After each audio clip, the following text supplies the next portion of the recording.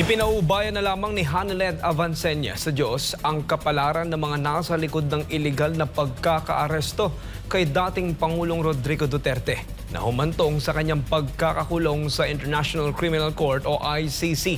Si Anton Zero magbabalita. Hinimok ni Hanelet Avancenia ang mga taga-suporta ni dating Pangulong Rodrigo Duterte na ipagpatuloy ang kanilang pananalangin dahil anya nakikinig ang Diyos. Anya ang Diyos na rin ang bahala sa mga taong nasa likod ng iligal na hakbang laban sa dating Pangulo. Muling dinalaw ng maginang Hanelet Avancenia at Kitty Duterte si dating Pangulong Rodrigo Duterte sa loob ng detention center ng International Criminal Court sa The Hague, Netherlands. Ayon kay Avancenia, unti-unti nang nakakapag-adya si dating Pangulong Duterte sa buhay sa loob ng pitan. Kabilang na ang mga pagkaing inihahain sa kanya. Nabanggit din niya na marami nang naging kaibigan ang dating Pangulo, kabilang ang ilang empleyado ng ICC. I think kung mausa ni mapresidente na siya diha. Bakit po? Bakit? Kay the people, you know, the mga guards has been assuring me, do not worry, we are taking good care of him. Sinabi na Avancenia na sa kabila ng ginawang aksyon laban kay Duterte, nananatili itong kalmado at hindi kailanman nagalit. Ayon sa kanya, sa kabila ng sitwasyon, very presidentiable pa rin ang ugali ng dating Pangulo at nananatiling matatag sa harap ng pagsubok. Ayon kay Avancenia, may positibong epekto rin ang nangyari kay Duterte na taliwas sa inasahan ng mga kumakalaban sa kanya. Actually, this one is win-win ni Sayaha eh. Nakita niya naman. Ang kala nila yun ang that will put him down. Kamali sila. Wrong move. Sabi nga niya na yung opponent niya has wala na talaga. Down. Zero. Politically wala na. Kasi nagkamali nga sila eh. It made him, I told him, you know, you're more popular now than when you were president. You made that world record of worldwide celebration ng birthday mo.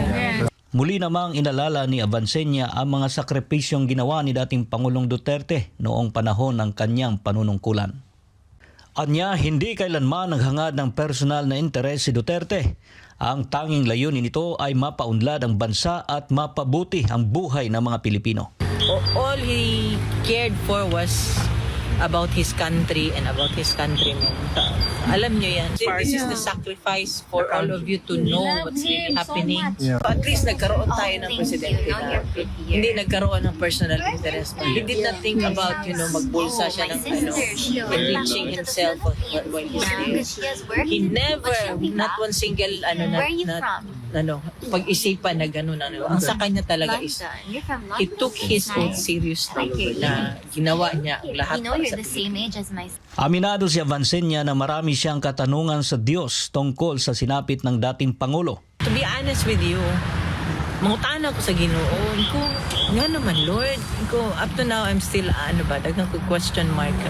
So, buti sa anak ko naging tarantado, magnanakaw, diba?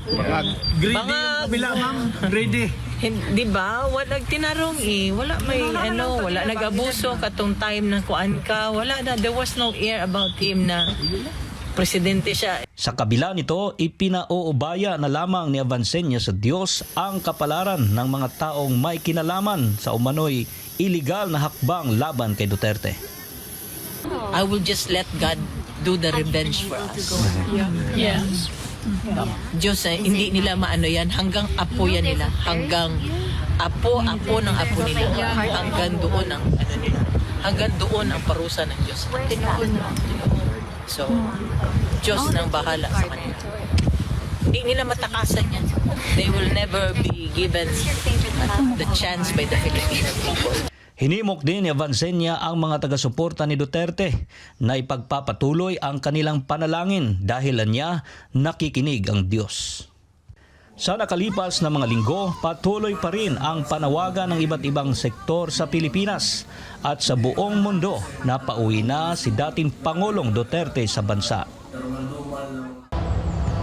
Mula dito sa The Hague, Netherlands, ito si Anton Cero, ang inyong Global Citizen Correspondent, SMNI News.